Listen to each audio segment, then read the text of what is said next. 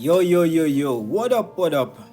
This is Don Santo, the one and only Nissan Central Africa, the whole world, even in Google. It's another beautiful day, it's a beautiful month, the month of April. We call it the classic month. Why? Because on April 13th, we have the World Classic Day, and the first 12 days before the World Classic Day, it's called the Funga period, where we fast and pray. But most importantly, on the classic month, ama kwa hii classic month, is when we release a lot of K-pop music, and we'll be talking about the music later. But meanwhile, today I would like us to talk about worshiping God in truth and in spirit. And this is found in John chapter 4, verses 23 to 24. It says, "But the hour is coming, and now is, when the true worshippers will worship the Father in spirit and truth. For such the Father seeks to worship him." Verse 24, "God is spirit, and those who worship him must worship in spirit and truth." The first part of this verse, "But the hour is coming, and now is, when the true worshippers will worship the Father in spirit and truth. For such the Father seeks to worship him." You see, that hour is coming, and that hour is now, when the true worshippers will be worshiping God in truth and in spirit. But now it also says, "For such the Father seeks to worship him." The Lord would prefer to be worshipped in that manner. The last part answers the question why. Because God is spirit, and those who worship him must worship him in spirit and in truth. Why am I bringing up this subject? Because of our gospel industry. The gospel industry of Kenya is a very powerful ministry that needs to be maintained. Unfortunately, that has not been the case, because you can see many other countries, like for example, Africa today, maybe households will be listening to Nigerian music, gospel music, and Tanzanian gospel music, when in real sense, all that music is inferior to Kenyan gospel music. But now, the gospel industry, gospel ministry is usually directed and guided by God himself. This is something we cannot run away from. So I'm bringing this subject because in the gospel industry, we've had even tendencies of homosexuality. We have had tendencies of people coming in as gospel artists, the case of Bahati and Willy Paul, wakatuimbia gospel manze, gospel ilishika sana, wamechapa. All of a sudden, they have jumped to secular music. Now you see, most of these people go through gospel music for them to hit and just turn their back on Jesus like that. You know, it's during the classic month and also Easter and Ramadan. You don't turn on the Lord like that, you know.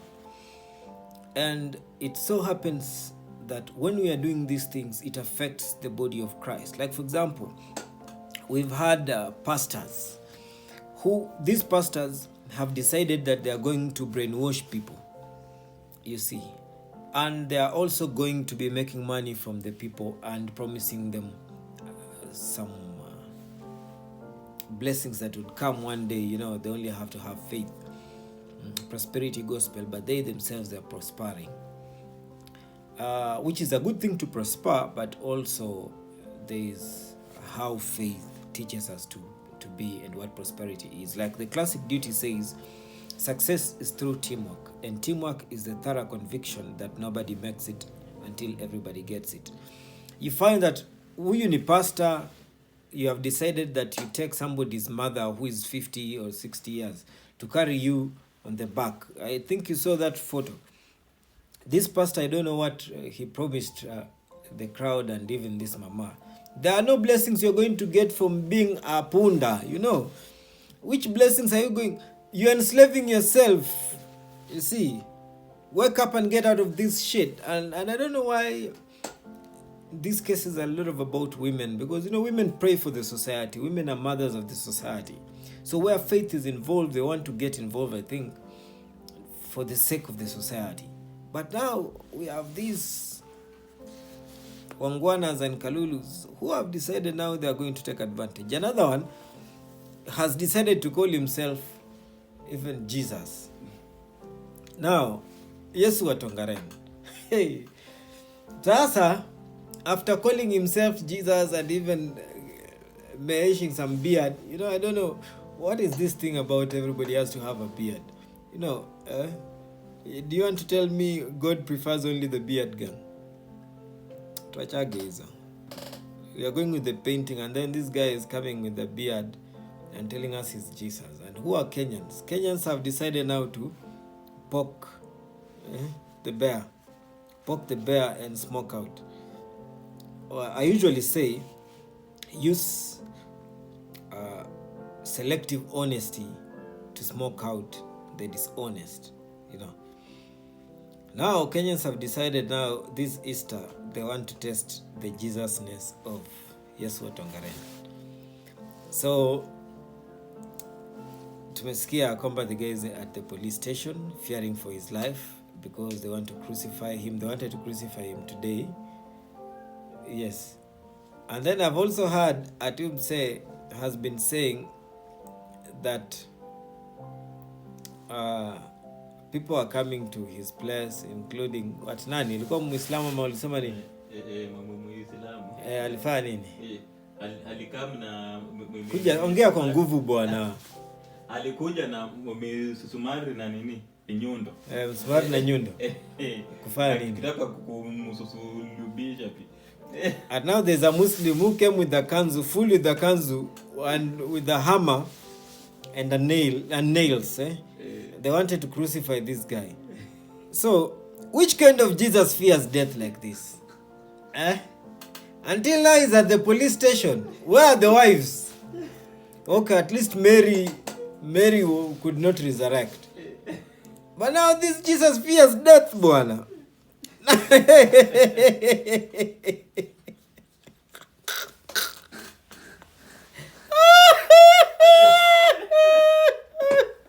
Ambaga kakataji. Papa zaka yake ni ya mwezi wa 7. Atakasema pasaka yake ni ya mwezi wa 7. That is Easter is in July. We are going to wait for July, my friend. This Jesus must die and resurrect. That is the only Jesus we know. If not, bana, wacha hizo bwana, go back to other things. We have other jobs to do. You cannot lie to us that you are Jesus and you fear death like this.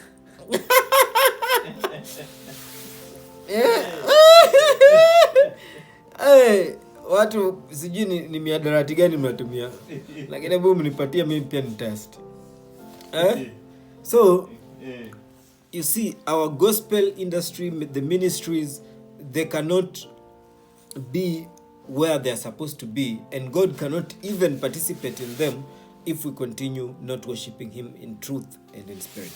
Because once you decide to hoodwink people around you to start worshiping you in false things, and sometimes you do some things in church, or sometimes you purchase miracles, or you do dramatic things, or use potassium permanganate, and the people who are feeding our souls with music, they are also partaking or participating in things that are not that good. We are all sinners. We have all fallen short of the glory of God, you see. But that doesn't mean now tunachafua chafu, you see. But anyway, meanwhile, Classic Nation has been preparing a lot of things for us. History at Tongaren, manze. Classic Nation has been preparing a lot of things. Like, for example, I will be releasing Calvary EP. It will have almost 5 to 6 songs. So the EP is a Calpop Gospel EP. I'm talking about a lot of things. My life, it's a conversation between man and God.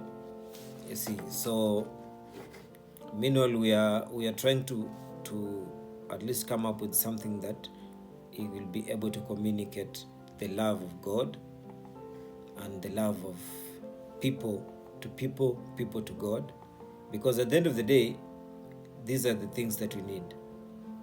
Hii mambo ingine yote tunaitanga ni propaganda.